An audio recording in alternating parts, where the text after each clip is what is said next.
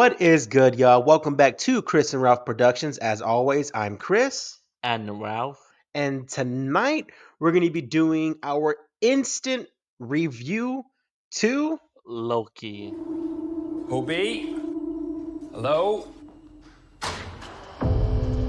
We have a little bit of a situation we wanted to run by you. Mobius! Wow! Great to see you again!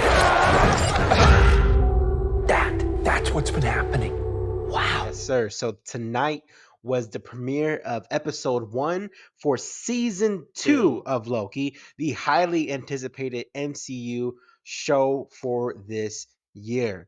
It's been 2 years, right, Yeah, Ralph? since July 14, 2021. Man, over 2 years since the first season of Loki. Personally, I had issues with those massive cliffhangers, but those cliffhangers get picked up right away in episode 1. So, before we get further into our review, I just want to say we will be touching on spoilers. So, this is a spoiler review, correct? Yeah. Yeah.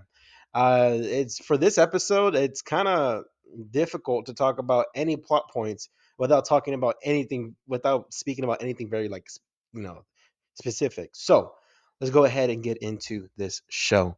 So, Ralphie, the episode starts off right where episode 6 of season 1 ended, correct? Yeah. Okay.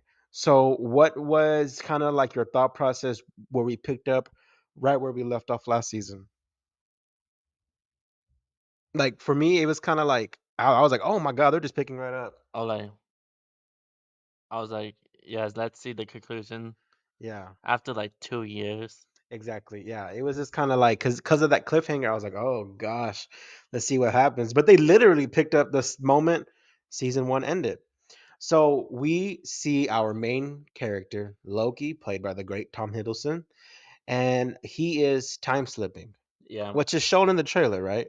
Yeah. So this whole episode 1 is literally them trying to figure out how do we stop Loki from time slipping, or how can we try to fix the timelines that were broken off because Sylvie, which is she is a Loki variant played by Sofia de Martino. I'm just pronouncing extra flair on that. She killed Kang. Kang, the He Who Remains variant, Yeah, the good Kang. the good Kang. Was he a good Kang? Prob- I don't know. So Kang, the people in the TVA start to see that Kang is behind everything. Yeah.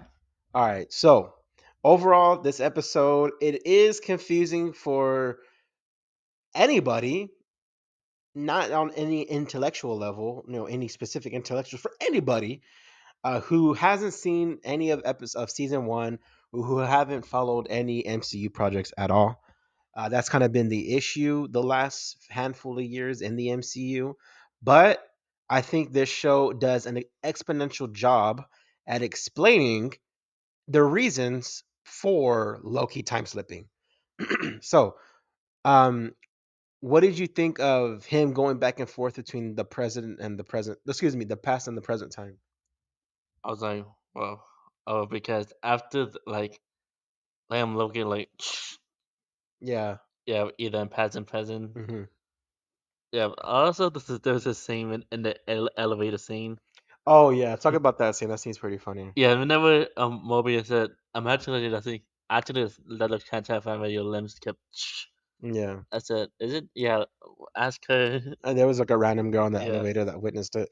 So yeah, this whole episode, the TVA higher ups, not the timekeepers, quote unquote, where there really is no timekeepers, um they're starting to get wind of like what's actually going on, that everyone there are variants, that it's actually Kang who's behind the whole TVA, how he kidnapped everybody, he wiped their minds and he made them agents to go and conquer other timelines at his disposal, so he doesn't have to really do a majority of the dirty work. He's having the TVA do it. So that's what they exist for, basically. yeah. The TVA. Yeah. And we finally meet Kihu Kwan, who plays Obi. Obi is that guy in the corporate office where his office is in the very, very basement. No one goes and visits him, but he has golden retriever energy. What did you think of Obi's character? Pretty good. Yeah. Um, I like how innocent he Yeah, was. How like he was kind of excited to see Mobius, and Mobius was like, I don't, you're what's your like. Mobius was trying to pretend that he remembered who he was. Um, but basically, Obi is kind of like the he wrote the manual for the TVA. He is very, very smart. He knows the ins and outs of time slipping, how to fix the timeline, and that's just basically who he is. He is a maintenance guy, but that's like very undercutting what he actually does. But that would be, I guess, kind of his title, the maintenance guy. Um, I think overall, this episode, it is slow. The first yeah, 20 minutes, give or take, for me personally, it is very slow. It's just Loki talking to the council, and they're going back and forth. Really, what's her name? Bee Hunter, right? Something like that. Yeah, she has. I think she has great dialogue in this episode. But yeah, the rest of the episode is really just trying to figure out how to get Loki fixed. yeah, Yeah. I will say once we get to Obi, the episode starts to pick up. It really starts to pick up. What did you like about the whole situation with the spacesuit and the skin getting ripped off? What did you think of all that? yeah. That would be like kind of terrifying if you like experience it to yourself. Yes. So the whole point that Mobius's role in this episode is to go out there into the physical timeline, input this device that was created by Obi, hit the button, and then Loki is in the future. He has to prune himself, but when he's in the future, he sees Sylvie. Sylvie, oh, first of all, she's very gorgeous. Just wanted to say that. He sees Sylvie. Someone prunes Loki, which we don't know who it is. It probably was Sylvie. It was probably Sylvie playing a trick on Loki, but who knows? Um, and yeah, it's like there's really no way for me to really give it to details unless I read the script verbatim and tell you exactly what the solution was to fix Loki. But I don't think he's fixed actually. I think he's still going to be time slipping because I think we've seen that in the trailer. Anyways, but yeah, that's pretty much the whole episode. Yeah. Yeah. Any of your favorite scenes? Anything you want to talk about that you really enjoyed? Let's see. Let's see. Oh yeah, the duct tape. Oh yeah, the Yeah, duct tape part was pretty funny. yeah, and then also whenever we went to his office, Who's Obi's yeah, office? obese, and the office design looks pretty cool. Yes, one of my absolute favorite things of Loki is the set design. Yeah, It is very mid-century. Obi's office or his basement area is like a beautiful key lime green. It's chaotic, but it's like controlled chaos inside of there. I thought it was just beautiful to look at his office. I wish I had the privilege to go on those sets and just scourge through everything. Just those sets are beautiful. Um, but now the goal at the end of this episode is to find Sylvie. yeah. The TVA agents are actually to go hunt Sylvie. That's what they're telling Mobius and all them. But we don't know exactly what they're gonna go do. Let's wait see what's gonna happen in the later episode. That's episode two. Is most likely we're going to see what's the TVA agents. What are they sent off to go do? I think what they're gonna do is go kill off a bunch of timelines to try to resolve it. I think that's gonna be their role. So you're gonna have Loki looking for Sylvie to try to solve everything. Mobius right there on his side, Obi right there helping them, Bee Hunter right there helping them, and then I think the TVA is gonna be out there screwing stuff up even more. But we shall see.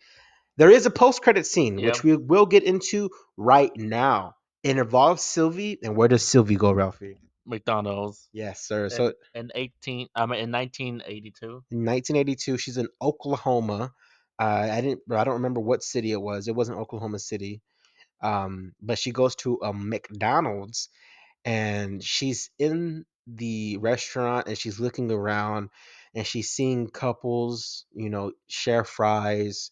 She sees a table of friends laughing as they're enjoying their company. And she kind of feels for the first time in her life, she kind of feels like I don't know if it's at peace or bliss or a place of happiness. because ba pa pa pa, that's the logo. I'm loving it. So we seen in the trailer she works at McDonald's, right? Yeah. And there was a big promotion, right? Get into that with the McDonald's So thing. the big promotion with McDonald's. It was What sweet and else? sour Yeah. sauce. Oh yeah. Yeah, Oh, I was trying to think what was in that promotion yeah. that they It was built. just sweet and sour sauce. Oh, sweet and sours. And then the Loki meal, right? Which was I think a Big Mac, a fries, a drink, and sweet and sour sauce. I think I Yeah. don't remember. But yeah, that's pretty much where the post credit scene. That's pretty much where the post credit scene is. Is just seeing Sylvie at McDonald's. Any final thoughts about this episode, Ralph? I'm gonna give this episode like an 8 out of 10. An 8 out of 10. That's good. Right now, I'll give it a 7. It picks up halfway through, and I think the second half of this episode is really, really the pacing. When we get to Obi and his area, and we meet Obi, he really picks up the pace, which I really enjoy. Nothing horrible wrong with the first half of this episode. Nothing like that. It's just it was slow for me. It was just they were kind of dragging their feet a little bit, but they picked it up when they met Obi. So overall, I think Obi's gonna be a great character. Bee Hunter, I'm calling her Bee Hunter, but I'm probably saying her name wrong. B15. Okay, I keep saying, but she is a hunter. I am curious to see where her role is gonna be because she's kind of like opening her eyes and not falling for the TVA anymore. Loki, obviously our main protagonist. I'm curious, and Kang. What do you think Kang's role is gonna be in this season? Don't know, but let's wait and see. Yeah, I don't know either. I really don't know. But no Miss Minutes. We didn't see Miss Minutes this episode. Mobius was gonna call her. Yeah. Would you have been scared if she did another jump scare? Yeah. She's freaking crazy, man. She's scary, man. I remember when whenever the season 1 finale they dropped on Disney Plus. Oh my god, Ralphie, we damn near crapped our pants. Yeah. That was horrifying. If I this was released during my birthday. It was your birthday, yes. That was you. You started your birthday off with the jump scare. Yeah. But yeah, that is pretty much it. Overall, our thoughts, the breakdown of the episode, things like that, things we enjoyed, things we sort of didn't really enjoy, but it is what it is. Ralphie, what do you want them to do for our channel? Please like and comment, share, and subscribe, and see y'all next time. Peace. Peace.